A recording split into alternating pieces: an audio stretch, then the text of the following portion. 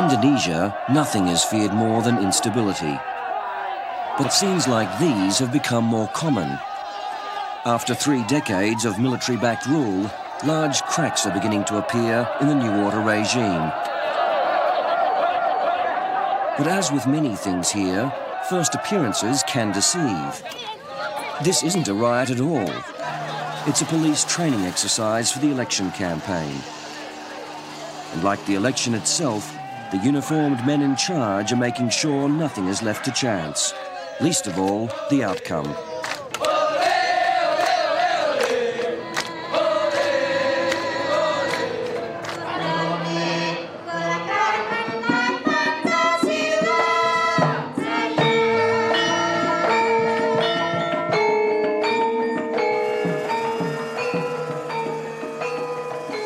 This is the ruling Golkar party's star campaigner.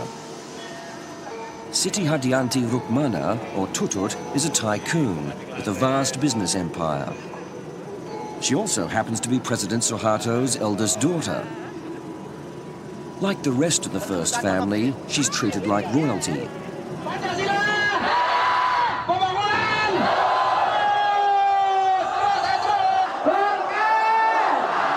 Despite accusations of corruption, collusion and nepotism, Golkar's leaders show no sign of being under any pressure.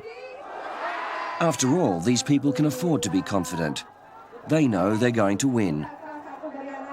Michael Mann, the ABC. Just wondering if we can do a quick interview with you before you go to the vote?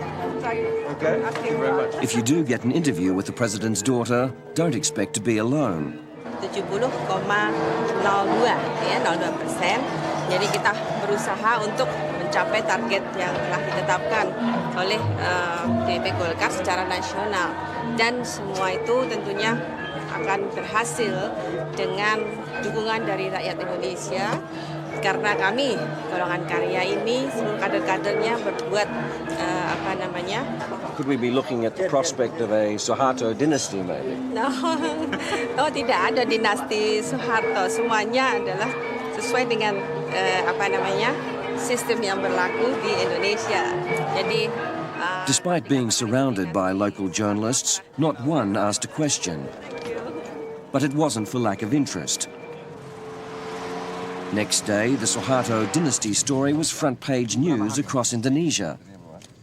What to a foreign journalist appeared a harmless inquiry was for the bridled local press a question deemed too tough and too risky to ask.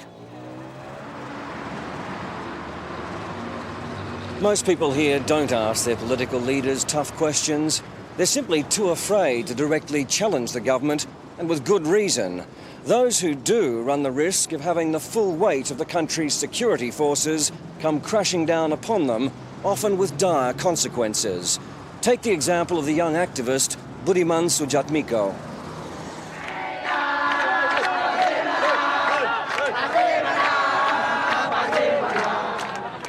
I first met Budiman a year ago in the lead-up to the Jakarta riots. He and his fellow activists from the People's Democratic Party, along with thousands of others, were showing their support for pro-democracy leader Megawati Soekarno Putri. Budiman was quick to impress. Fearless and bright, he appeared to have the makings of a future political leader. Budiman argued that too many people had been marginalised under Suharto's rule and that the country was in urgent need of political reform. Using their networks among workers, farmers and students, Budiman's PRD sought radical change and was prepared to go out on a precarious limb to achieve it. Justru saat ini yang utama dulu adalah bagaimana massa itu termobilisasi dengan banyak dulu. In the wake of the riots, Megawati's popularity and international profile saved her from prosecution, but the authorities had no concerns about turning on the little-known and left-wing PRD. Budiman Sudjatmiko was arrested and charged with subversion. Several weeks ago, as his trial drew to an end, I met Budiman again, this time behind the bars of a court holding cell. Budiman, last time we spoke to you, you were a free man. How have you been treated in custody? There are some of my friends that have been tortured, by electricity, by electricity. They beat our friends in Surabaya, in Jakarta. But especially for me, they just intimidating me. It has nothing to do with the... In the face of a possible death penalty, these young men have remained defiant to the last. They're the stormtroopers of Indonesian activism. Every chance they get to preach their message is grasped, even as they're led away to face their judges. Partai Rakyat Demokratik untuk rakyat tertindas. Hidup demokrasi! Hidup PRD! Hidup pemilu!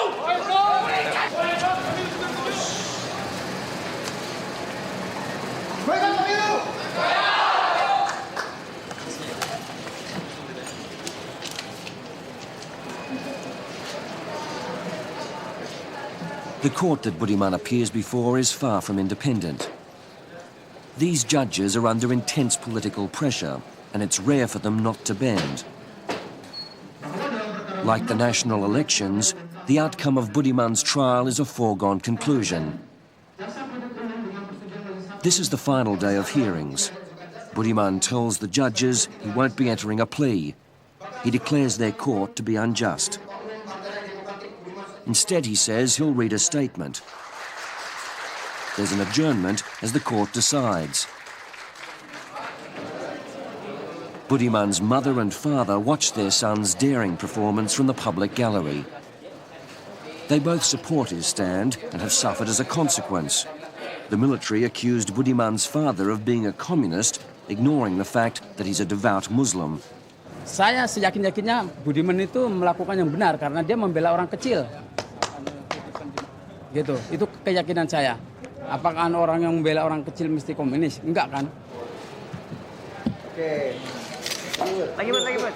Eventually, Budiman returns to court having won agreement to read his statement.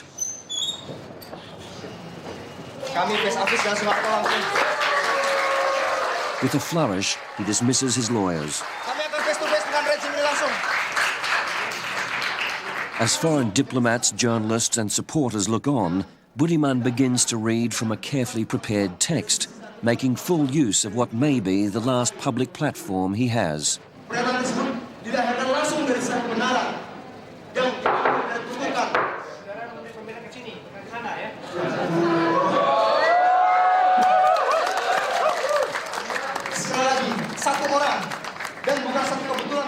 It's not long before this natural politician is in full rhetorical flight.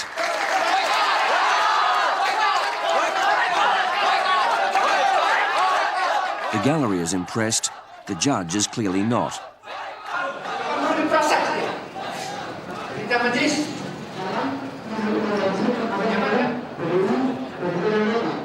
Over 4 hours, Budiman presents a stinging critique of the Suharto regime.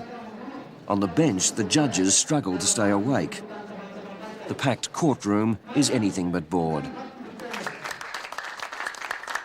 By the end, only the judges and prosecution remain unmoved.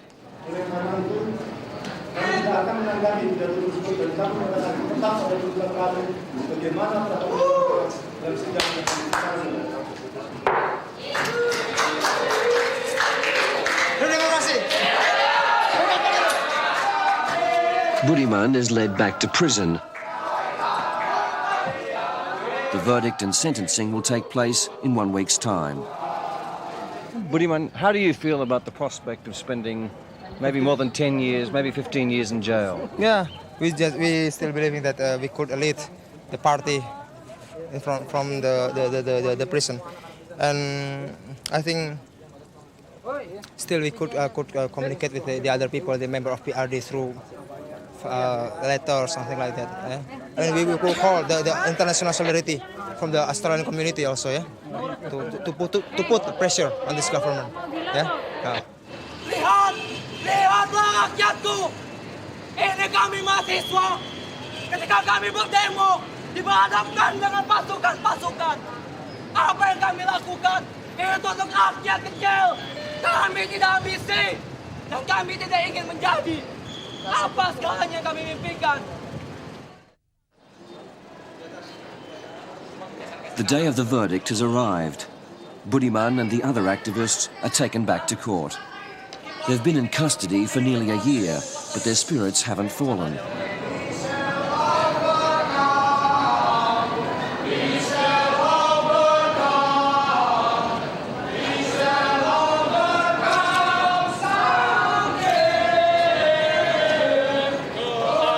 Kami siap untuk yang terburuk. Hukuman mati sekalipun. Sistem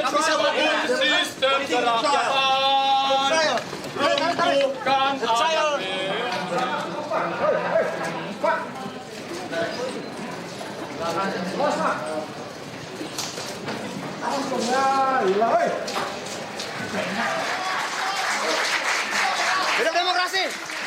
Boykot pemilu. Boykot pemilu. Boykot pemilu.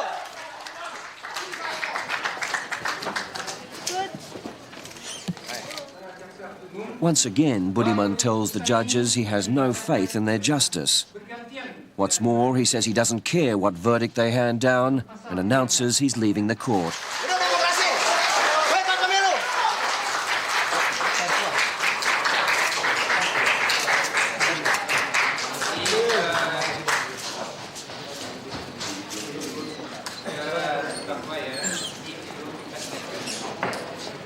Soal saudara itu mau mendengarkan, jadi ini perlu kita ingatkan sebagai sesama umat manusia ya, bahwa kita ini hidup di negara yang beradab, ya. Saya bapaknya, kasih kesempatan. Ini ibunya. Saya orang tuanya, kasih kesempatan.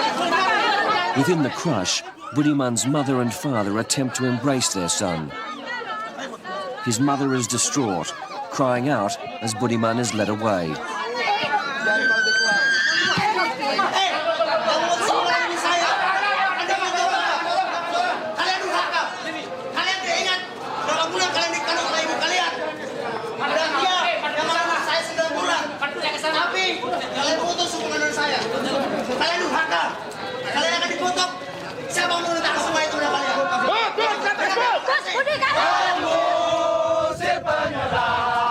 On the streets outside, protesters gather.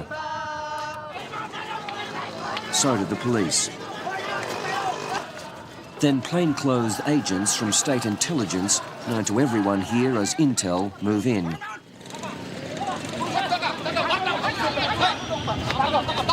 Their target is not just the protesters. Journalists are also subjected to their thuggery. Even the foreign media is not exempt.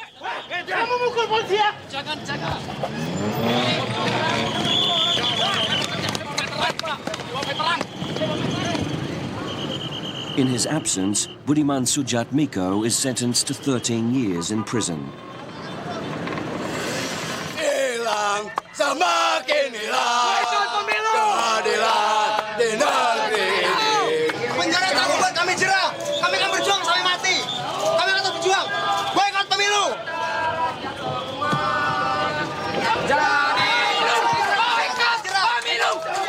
As he's taken to jail, Budiman seizes every last opportunity to address his supporters. Soeharto yang akan mendapatkan buahnya. Rakyat sudah pintar. Rakyat sudah pintar. Rakyat sudah kritis.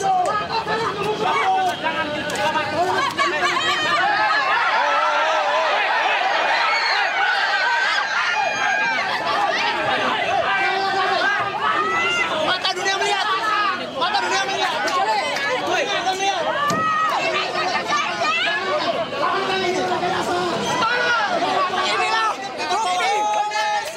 And so ended Budiman's day in court.